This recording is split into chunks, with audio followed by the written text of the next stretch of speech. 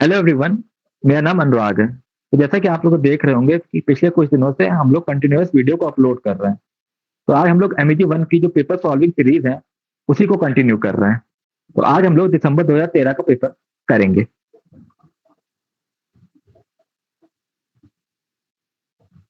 देखिए, सब लोगों को डिफिकल्टी इसलिए आती है क्योंकि एमईजी वन में क्या होता है, ओल्ड इंग्लिश आ जाती है, मिडिल इंग्लिश आ जाती है। और फिर दिक्कत ये होती है कि बहुत लंबी लंबी पोएम है, जैसे बेसलैंड हो गई और भी एपिथेलियम जो कि 365 लाइंस की है। तो इसमें लोगों को दिक्कत आती है, लेकिन हमें कुछ करना नहीं होता है। हमें केवल एक तरह से जो की वर्ड्स होते हैं, हमें केवल उनको ध्यान रखना होता है और हम उसी के थ्रू अपना पूरा पेपर सॉल्व कर लेते हैं। ओके, तो जैसे आप इसमें देख रहे हैं मैंने सेकंड वर्ड को हाईलाइट कर रखा है। अमित सर, इसका प्रोनाउंसिएशन क्या होगा ओल्ड इंग्लिश में, जो मैंने आपको बताया था ट्रांसलेशन में क्या होगा? Window window. हाँ, देख विडो।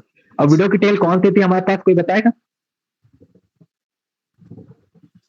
हाँ, वो कॉन्टेक्ट प्लेयर वाली हाँ, nun fish widow tale. Cross.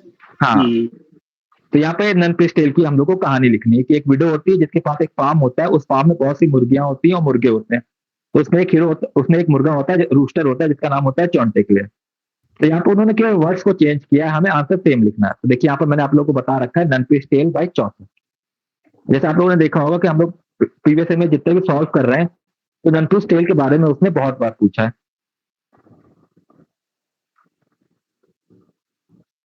Okay, अब हम लोग बी पे आते हैं। तो यहाँ पे देखिए, माइडल लुक लिखा हुआ है।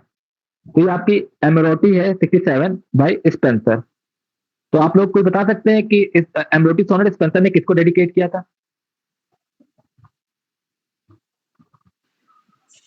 Elizabeth Boyle. ओके। वाइट। हाँ, एलिजाबेथ बॉयल, जो कि उनकी वाइफ थी। Very good. तो यहाँ पर आपको माइल्डर लुक याद रखना है। सोनेट 77 में आप लोगों को मैंने बताया था कि वहां पर देखिए फ्रूट फ्रूट, और जो आपको मैंने फोटो दिखाई थी क्यूपिड गॉड की, तो यहाँ पर आपको माइल्डर लुक, जहां माइल्डर लुक आएगा आप समझ जाएंगे कि वो एमरोटी है 67 सोनेट, जो कि स्पेंसर ने लिखी है। ओके, विकास थोड़ा सा नीचे कर लेना। अब देखिए, मैंने आप लोगों को यहाँ पर क्या बताया था कि जहां पर नेचर की बात हो रही होगी तो कौन पोएट होगा? वर्ड्स। हाँ, तो देखिए यहाँ पर जेंटल ब्रीज, ब्रीज हवा। तो हवा क्या है? नेचर का पार्ट है। तो प्रिल्यूड, हमारे पास वर्dsworth की एक ही पोएम है, प्रिल्यूड। ठीक है। और ये इंपॉर्टेंट राइटर है रोमांटिक एज में, क्यों? क्योंकि ये पोएट लॉरेट था। ग्रीन फील्ड भी था, लेकिन आप लोग देखिए देखिए ग्रीन फील्ड भी क्या हो रहा है कि कहीं ना कहीं नेचर को दिखा रहा है। फार्म भी क्या हो रहा है, नेचर को दिखा रहा है। तो उसमें क्या होता है फार्म में, देखिए उसमें ओपनिंग लाइन क्या है, when I was young and care free. जब मैं छोटा था, जब आप लोग छोटे होते तभी तो अपने मतलब आंट के घर या वहां पर वेकेशन जाते थे ना, हम लोग भी छोटे में अपनी नानी के यहाँ जाते थे छुट्टियों में। तो वो भी अपनी आंट के यहाँ जाता था छुट्टियों में अपनी, है ना। When I was young and care free, वहां पर फार्म वर्ड मेंशन हो रखा है, तो फार्म से आप लोग समझ जाएंगे कि क्योंकि उसकी आंट के पास फार्म था।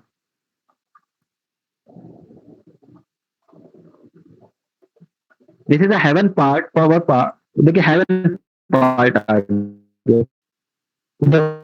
अब जिसको भी आप अभी आप लोगों को जो मैंने वीडियो दिखाया था, अमित सर, महेंद्र सर, आप वीडियो देखा था ना,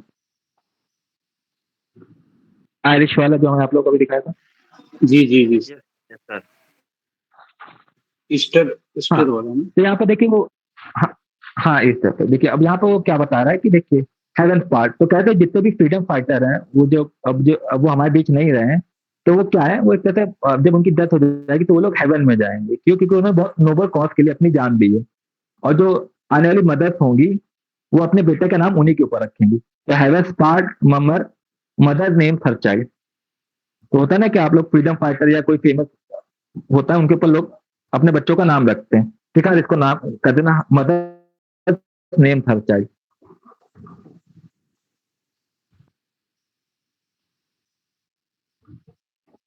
ये जो इसमें तीसरी लाइन है, मदर नेम हर चाइल्ड, इसको आप हाईलाइट कर लीजिए। ठीक है।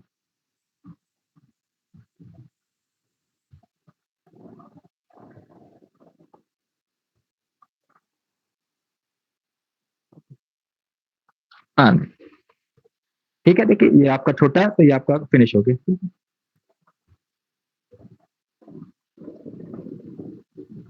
अब हम लोग देखिए जून 2014 का पेपर करेंगे।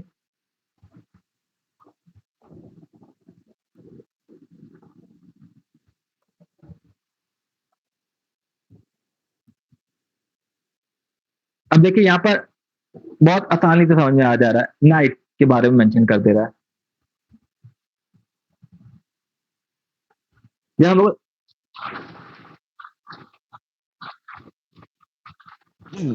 बस वो नाम चेंज करता रहता है। अब जैसे कहीं कहीं अब कहीं पर है, वो तुम्हें क्या करेगा, वो नाइट की स्पेलिंग सही लिख देगा, कहीं पर वो चेंज कर देगा।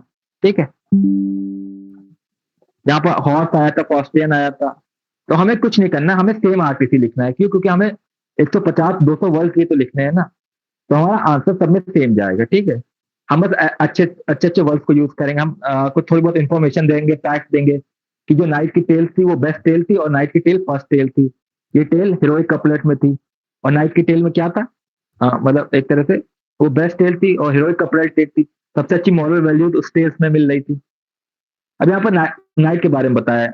वो देखिए आपके जो मैंने वर्ड्स को हाईलाइट किया है, पहला देखिए नाइट कर रखा है, और जो लास्ट साइड में देखेंगे ट्रूथ, ऑनर, फ्रीडम और कर्टेसी, वो हमेशा सच्चाई के लिए साथ साथ देता था। ऑनर में मतलब अपने राजा के लिए था, ऑनर था कि वो जितनी भी बैटल उसमें लड़ी है वो सबकी सब जीता था। फ्रीडम के लिए लड़का था, कर्टेसी। तो ये सारे कीवर्ड्स हैं आपके, ठीक है, जिससे आप लोग समझ जाएंगे। A knight day was an a worthy man, क्यों? क्योंकि चौथा के नजर में वो वर्दी मैन था। ठीक है, अब यहाँ पर देखिए जो सेकंड वाले में सेवन स्लीपर डन, तो यहाँ पर जो जॉन डन की पोएम है गुड मॉर्निंग, जिसका मतलब होता है गुड मॉर्निंग।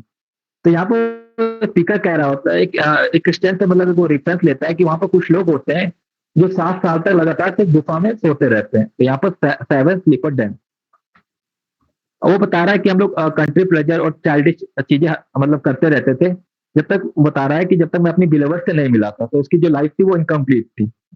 जब वो अपनी बिलेवर से मिलता है तो उसके बाद जो उसकी लाइफ होती है वो पूरी तरह से चेंज हो जाता है। तो ये सारी चीजें वो इस पोएम में बताता है गुड मॉर्निंग। तो सेवन स्लीपर डन, ठीक है।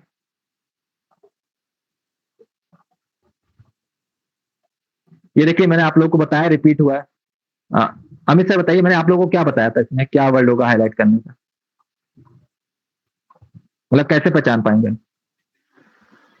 सॉर्टिंग ग्राउंड सर वही वार वाला है ये, जहाँ हाँ ग्राउंड, हाँ ब्लड गिरते हैं। हाँ हाँ, गार्गी बताओ।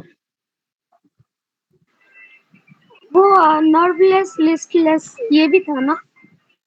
हाँ, अगर तुम्हें नर्वलेस रेस्टलेस लिस्टलेस याद रहेगा तो आप तुम उससे भी याद कर सकते हो। ठीक है, लिस्टलेस डेथ की भाई अब बैटल हो रही है ग्राउंड में तो कितने लोग मर जाए तो उसका कोई मतलब हिसाब नहीं लगाया जा सकता। तो ये देखिए रिपीट हुआ है।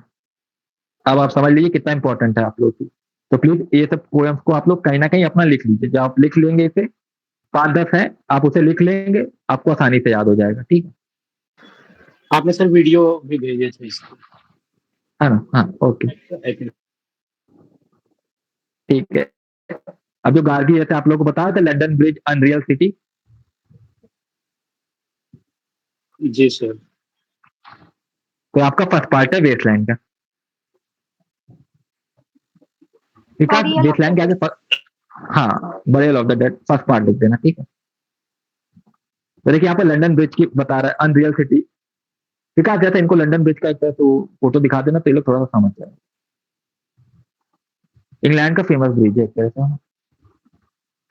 उस पर सब पोएम भी तो बना है। हाँ, लंदन ब्रिज फॉलिंग डाउन यही थी ना सर? हाँ सर।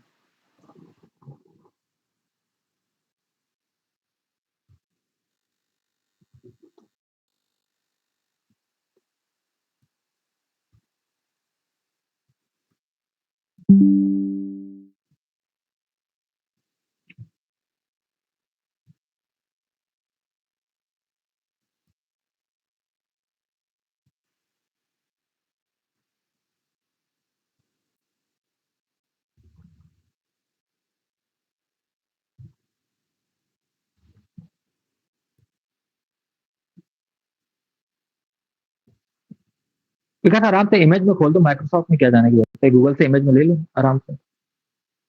नहीं ना, ये तो तुम गलत जगह आ गए, लंदन ब्रिज वाला, लंदन ब्रिज।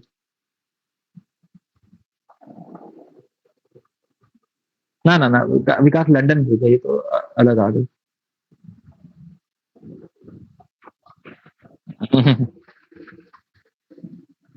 तुम्हारा वीजा कहीं और का लग गया है।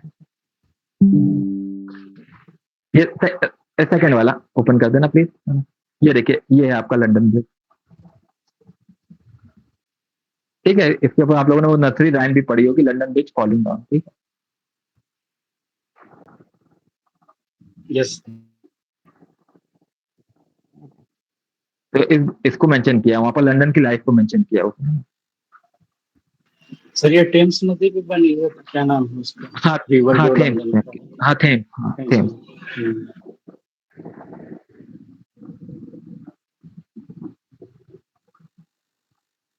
ठीक है, आप लोग देखिए।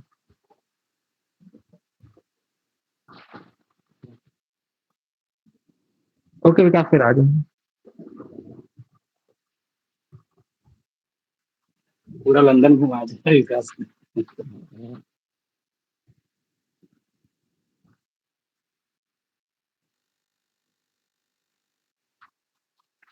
हाँ, तो क्वेश्चन तो हम लोगों ने अलग अलग किए हुए हैं।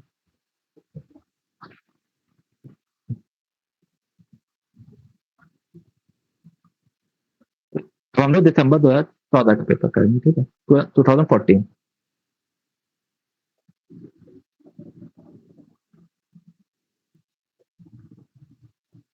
देखिए यहाँ पर एक, आप इससे पहले वाले स्टेंजा में उसने क्या किया था, कंपास को मेंशन किया था।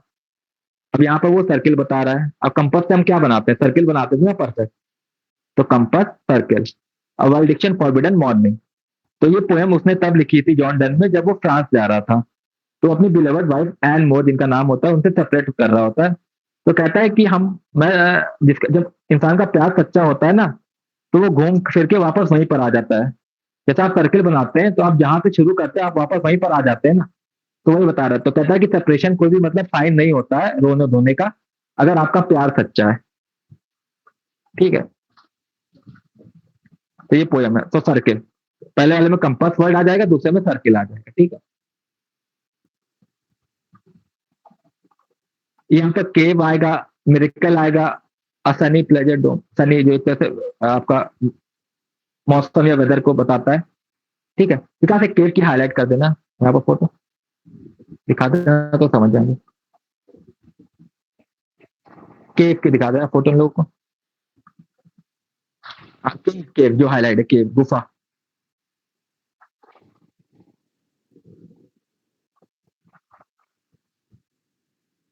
देख लेंगे।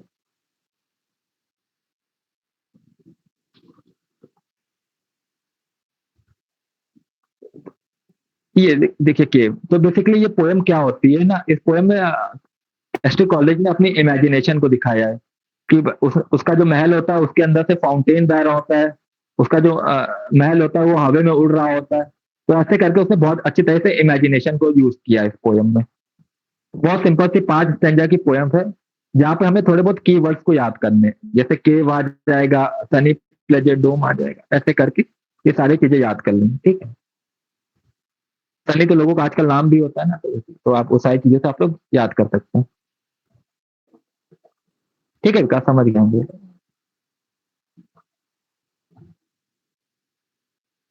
अच्छा, कुबला खान पोएम में कुबला खान भी कीवर्ड हो जाता है ना उसके? हाँ, वो सर एडू हो जाता है, वो तो पहला स्टेंजा है ना सर पोएम का। 5 स्टेंजा की पोएम है, मेरे ख्याल से 5 या 4 से। ये वाली हाँ, लास्ट है क्या? ये सर लास्ट नहीं है, लास्ट वाला ये नहीं है, मेरे ख्याल से ये थर्ड अच्छा, स्टेंजा है। ये मिडिल से उठा दिया है। हाँ, क्योंकि सर उस पोएम में मैंने देखा है कि सारे स्टेंजा उसने पूछे लोग ऑलमोस्ट।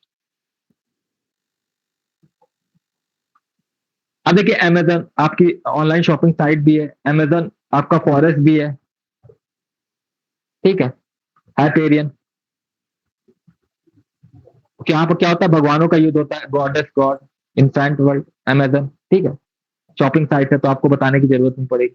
तो बस आपको ऐसे कीवर्ड्स को याद पकड़ लेना है, और उसको एक लिस्ट बना के लिख लेना है वो कीवर्ड्स को, कि जहाँ अमेजन आएगा हाइपेरियन है, जहाँ सूदन ग्राउंड आएगा वो हाइपेरियन है, सनी प्लेजर डोम आएगा वो कुबला खान है। तो बस आप ऐसे करेंगे, जो मैं आपको टॉप 30 पोएम दे रखी हूँ, बस आप उससे वो जो कीवर्ड्स है उसको आप लिख लीजिएगा, आप आसानी से पेपर सॉल्व कर लेंगे।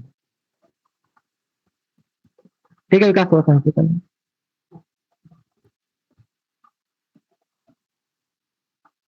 एचलीज भी कीवर्ड है सर, एचलीज जो नीचे लिखा हाँ, अब देखिए यहाँ पर लेडीज और डोर एजॉर, जैसे मैंने आप लोगों को बताया था कि वो अपना ऊपर से पाइप से बिल्कुल नीचे आ जाता है, तो फ्रा लिप्पो लिप्पी, वो जो मॉन्क होता है, जो बताता है कि मेरे माँ बाप खत्म हो गए थे और मेरे जो आंट थे उन्होंने मुझे जबरदस्ती मॉन्क बना दिया, कि वो अपनी सारी कहानियां बताता है पुलिस वालों को, और पुलिस वाले क्या कहते हैं, उसे जाने देते हैं। देखिए लिखा है and here you catch me, तो यहाँ पर आप लोगों ने मुझे पकड़ लिया। तो बेसिकली वो एक ऐसे एरिया में होता है जहाँ पर मतलब प्रोस्टिट्यूट्स होती थी, तो फिर पुलिस वाला कहता है कि तुम मॉन्क होकर इस एरिया में क्या कर रहे हो, तो फिर वो उसको बताता है कि मैंने यहाँ पर कुछ आवाज सुनी तो मैं उसे देखने चला आया, और फिर वो उसे अपनी सारी कहानियां बताता है, तो पुलिस वाले उसको यकीन करके इसके ऊपर उसको जाने देते हैं। तो ये कहानी है आपकी, ठीक है। तो यहाँ पे लेडीज एजार और पुलिस वालों ने उसे कैच किया था। हाँ, अब एजार का मीनिंग तो गार्गी मुझे भी क्लियर नहीं है, बिकॉज जरा एजार का मीनिंग देखना क्या, रुको से मैं देखता हूँ इसे। सर ओपन होता है क्या कि क्लोज?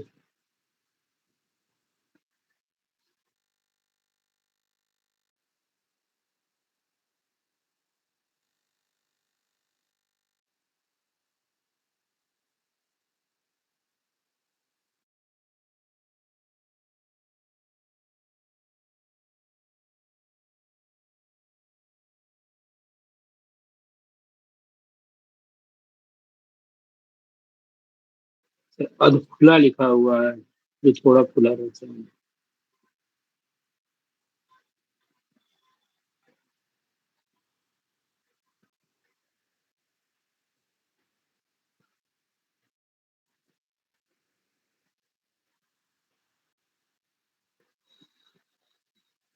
विकास मैं तुम्हें फोटो सेंड कर दी, प्लीज ओपन करके दिखा दूंगा, समझ जाएंगे।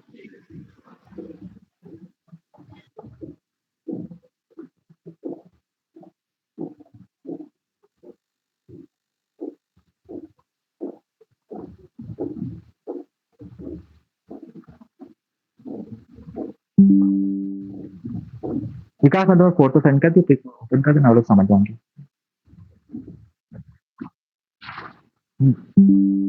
क्योंकि फोटो से आप लोग इजी समझ जाते हैं ना।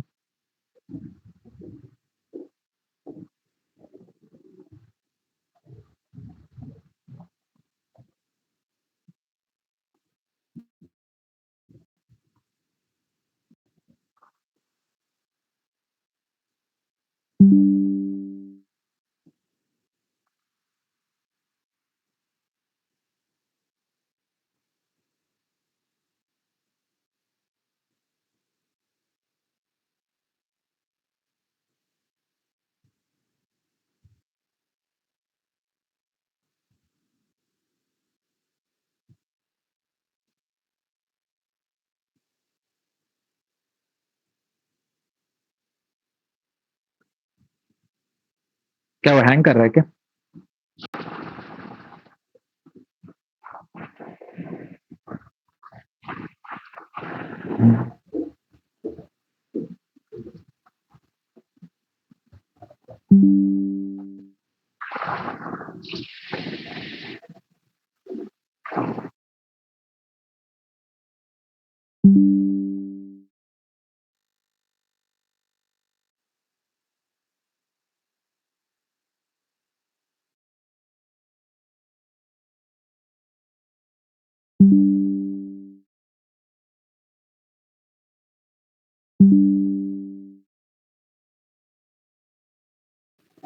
ये देखिए, मतलब डोर आधा खुला हुआ होता है ना, तो एजार का मतलब ये होता है, ठीक है।